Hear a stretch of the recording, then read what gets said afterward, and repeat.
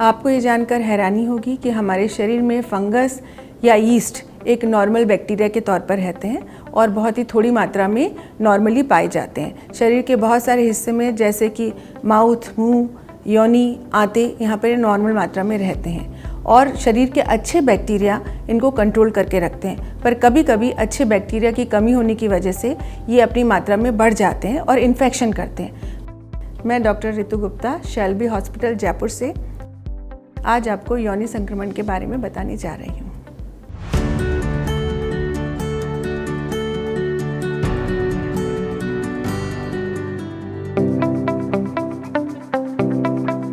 योनि संक्रमण अच्छे बैक्टीरिया के कम होने से और शरीर में जो बैक्टीरिया थोड़ी मात्रा में पाए जाते हैं उनकी ओवर ग्रोथ या बढ़ने की वजह से होता है और इसके बहुत तरह के टाइप्स होते हैं, जैसे कि बच्चों में या यंग लड़कियों में जो इन्फेक्शन होता है उसको बैक्टीरियल वेजिनोसिस बोलते हैं। बाकी एज ग्रुप में भी ये पाया जाता है।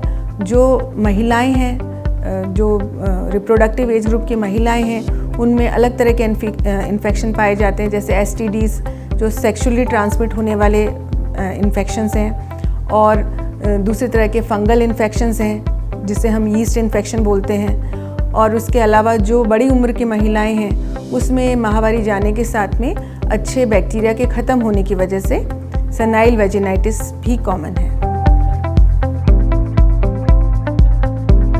ये योनि संक्रमण उन महिलाओं में ज़्यादा रहता है जो कि गर्भवती हैं, जिनको डायबिटीज़ की बीमारी है, जिनको लंबे समय तक स्टेरॉइड्स लेने पड़ते हैं,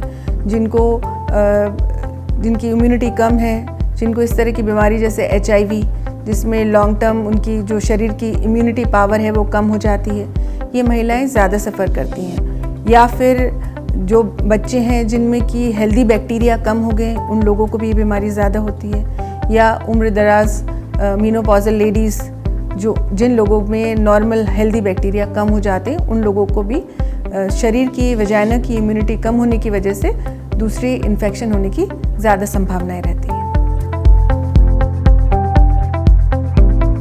योनि संक्रमण के मुख्य लक्षण में अत्यधिक सफ़ेद पानी का स्राव और जैसे गाढ़ा दही जैसा डिस्चार्ज जो बोला जाता है, बहुत पर्टिकुलर होता है यीस्ट इन्फेक्शन के लिए। शरीर पर खुजली होना, अत्यधिक मात्रा में खुजली होना और उसमें चकत्ते होना, शरीर पर रेडनेस आना, सूजन आना, ये उसके नॉर्मल लक्षण हैं। बहुत तरह के इन्फेक्शन की वजह से हमें इसको पूरी तरह से जांच करना पड़ता है, स्वाब के द्वारा या ब्लड जांच के द्वारा। तो स्वाब जांच में किस तरह का बैक्टीरिया आता है, यीस्ट इन्फेक्शन आता है, ट्राइकोमोनल पैरासिटिक इन्फेक्शन आता है या बैक्टीरियल इन्फेक्शन आता है। मरीज़ को अगर डायबिटीज़ है तो उसके डायबिटीज़ की जांच भी करनी पड़ेगी, तो खून की जांच, उसमें शुगर की जांच, अगर उसको सिफिलिस है VDRL की जांच, अगर उसको हर्पीज़ है हर्पीज़ की जांच, उसमें ब्लड सैंपल भी, और उसको जो सर्विक्स बच्चेदानी का मुंह होता है वहाँ का स्वाब भेजना। इस तरह से काफ़ी जांचें हैं, या उसमें कल्चर आगे उसकी ग्रोथ के लिए देखना। इन सब जांचों के द्वारा हम जो वजाइनल इन्फेक्शन है, योनि संक्रमण है, उसका हम निदान कर सकते हैं। कि अलग अलग वर्ग में या अलग अलग बीमारी के साथ में इसको अलग तरह से एड्रेस किया जाता है। जैसे कि कम उम्र की बच्ची हैं, उनमें इन्फेक्शन अगर ये मिलता है, ज़्यादातर बैक्टीरियल वेजिनोसिस मिलता है, तो इसमें हमें जो हेल्दी बैक्टीरिया हैं उनके लिए हमें फ्लोरास दिए जाते हैं, जिससे कि आप उनकी ग्रोथ से बैक्टीरिया सप्रेस हो सकें। इसी तरह से जो बड़ी उम्र दराज मेनोपॉजल लेडीज़ हैं, उन उम्र की महिलाओं में क्योंकि उनकी हार्मोन्स की कमी की वजह से होता है, तो हार्मोन सप्लीमेंट भी देने पड़ते हैं, चाहे वो हमें लोकल एप्लीकेशन के लिए यानी वजाइना इंसर्शन के लिए देने पड़े या उनको मुंह के द्वारा दिए जाएं दवाइयाँ। और कुछ जो मध्यम आयु वर्ग की जो महिलाएं हैं उसमें STD या नॉन STD के हिसाब से उनको ट्रीटमेंट दिया जाता है। जैसे अगर यीस्ट इन्फेक्शन है तो उसमें एंटी फंगल जो लोकल एप्लीकेशन के लिए या मुंह के द्वारा ओरल दवाइयाँ, या फिर सिफिलिस है तो उसके लिए स्पेसिफिक दवाई आती हैं। अगर डायबिटीज़ की वजह से उस उम्र की महिलाओं को ये इन्फेक्शन हो रहा है तो डायबिटीज़ कंट्रोल किया जाता है। क्लेमाइडियल इन्फेक्शन के लिए हम अलग तरह के एंटीबायोटिक्स देते हैं। इसी तरह से सही निदान के हिसाब से सबकी अलग अलग मेडिसिन्स या अलग अलग दवाइयाँ दी जाती हैं, ज़्यादातर दवाइयों के द्वारा ही इनको ठीक करना संभव है। कुछ लोगों को शॉर्ट कोर्स या छोटे कोर्सेज में ठीक किया जा सकता है, कुछ लोगों को हमें रिपीटेड फॉलोअप में रखना ज़रूरी होता है। जो इन्फेक्शन जैसे यीस्ट इन्फेक्शन है, इसके लिए हम बहुत सारे जो रिस्क फैक्टर्स हैं उनको हम कम करेंगे, उस तरह से हम बचाव कर सकते हैं। जैसे कि आपका डायबिटीज़ है तो डायबिटीज़ को कंट्रोल करिए।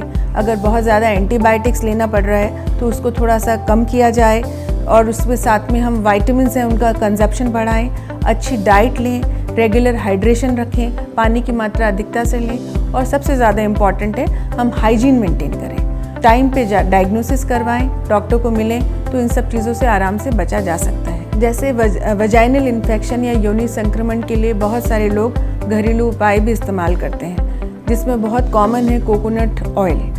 हाँ, ये ठीक है, थोड़ा बहुत आपको आराम दे सकता है ये, लेकिन सिर्फ इसी के भरोसे आपका इलाज नहीं हो पाएगा। तो उस स्थिति में आपको डॉक्टर से मिलना, उसका प्रॉपर निदान करना और सही इलाज लेना बहुत ज़रूरी है।